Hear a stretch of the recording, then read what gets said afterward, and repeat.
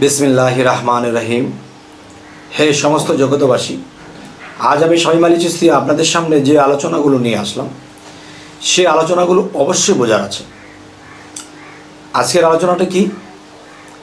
আপনার দেহঘরে শয়তান বসা আছে। এই শয়তান আপনার দেহঘরে বসে আপনাকে খারাপ দিকে পরিচালনা করছে, আপনার মনকে ঘোরাচ্ছে, ছয় রিপুকে সেই চালাচ্ছে।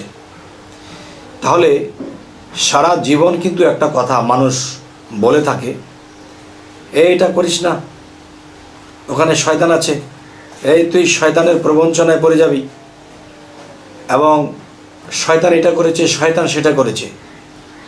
সারাটা জীবন শুধু মানুষের কথাটা বলে গেল যে শয়তানে এটা করেছে, পৃথিবীতে খারাপ কিছু হয়েছে এটা শয়তান করেছে, ভালো কিছু হয়েছে আল্লাহ করেছে। কিন্তু এই কথার কোনো গ্যারান্টি নেই। যে বিষয়টা দেখুন, যে মানুষ কিন্তু শয়তান করছে, কিন্তু শয়তানকে কিন্তু কখনো দেখে নাই। তারপরে একদল লোক আল্লাহ করছে, কিন্তু আল্লাহকে কখনো দেখেনি। তাহলে শয়তান পৃথিবীতে আছে, শয়তানকে কোনোদিন দেখেনি, শয়তান করছে। শয়তান কিন্তু খুশি হচ্ছে, আমাকে দেখুক না দেখুক, আমার নামটা তো নিচ্ছে। এবং আল্লাহ তো বলে যে আমাকে দেখুক বা না দেখুক, আমার নাম তো নিচ্ছে। তাহলে শয়তানের নামও নেয় না বুঝিয়া, আল্লাহর নামও নেয় না বুঝিয়া। এখন কোন বুঝে আমরা মানব?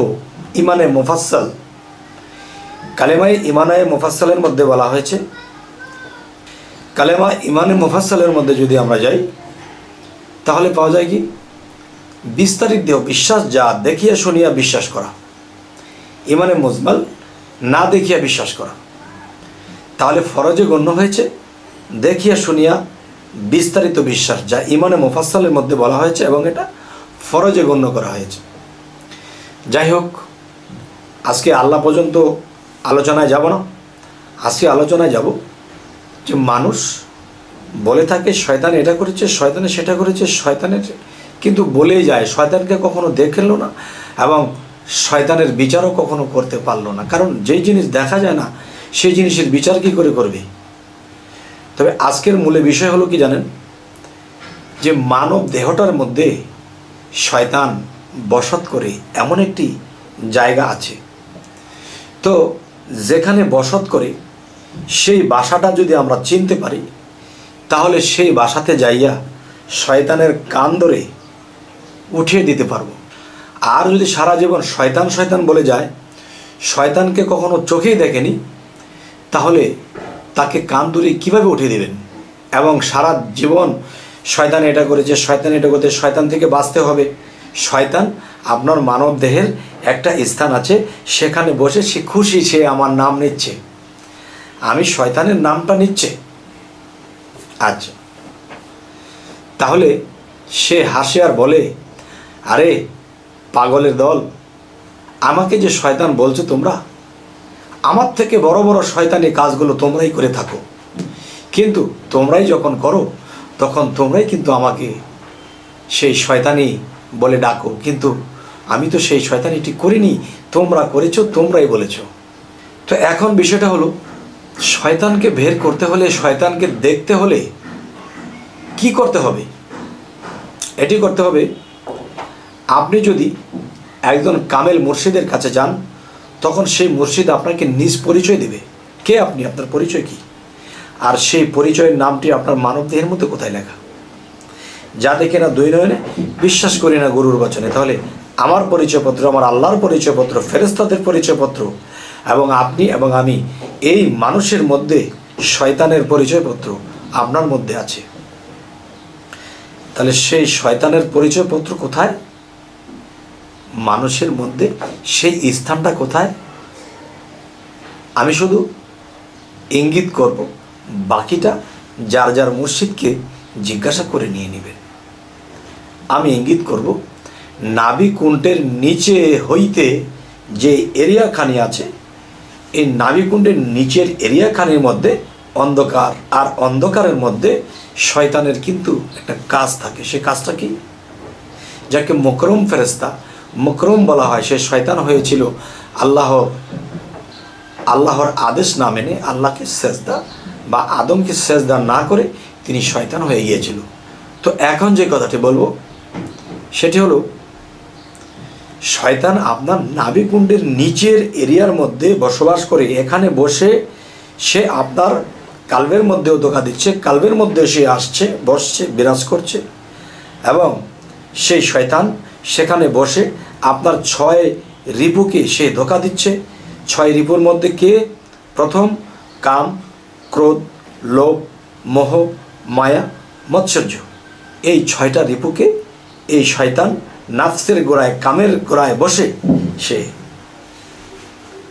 6 রিপুকে পরিচালনা করতেছে। তবে 6 রিপুকে তার পরিচালনা করতে হয় না, একজনকে করলেই হয়। সেটি কি? সে নাভির নিচে নাফসের এরিয়াতে সে বসবাস করে।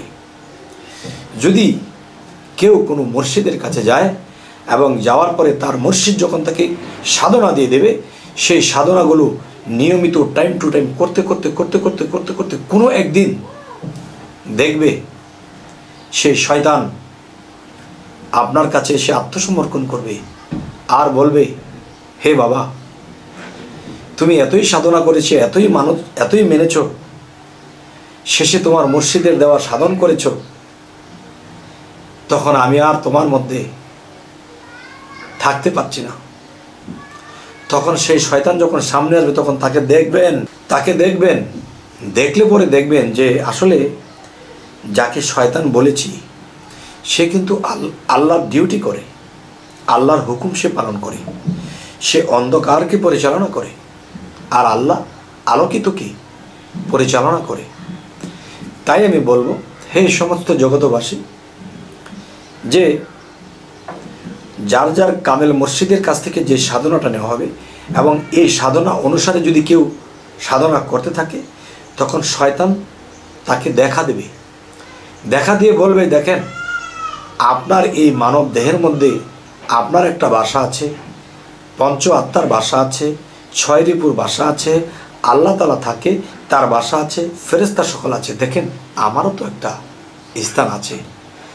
আমাকে যদি আপনি বিতাড়িত করে দেন, তাড়িয়ে দেন, তাহলে আপনার মধ্যে যে কিছু ডিউটি আছে সেই ডিউটিগুলো অফ হয়ে যাবে। আর অফ হয়ে গেলে আপনার দ্বারা কোনো সৃষ্টি বা কোনো জন্ম হবে না। যার ফলে আমি আপনার কাছে আত্মসমর্পণ করেছি, আপনাকে ডিস্টার্ব করব না, বরঞ্চ আপনার মাঝেই আমি থাকব, আপনার কথা মেনেই আমি চলব। তাই একটি কথা আছে, হযরত মুহাম্মদ সাল্লাল্লাহু আলাইহি সাল্লামকে সাহাবাগণের মধ্যে কেউ জিজ্ঞাসা করেছিলেন, হুজুর, আমাদের মধ্যে যে শয়তান আছে হুজুর, আমরা তো মানুষ, আপনিও তো মানুষ, আপনার মধ্যে কি শয়তান নেই? হ্যাঁ হ্যাঁ, আচ্ছা আছে।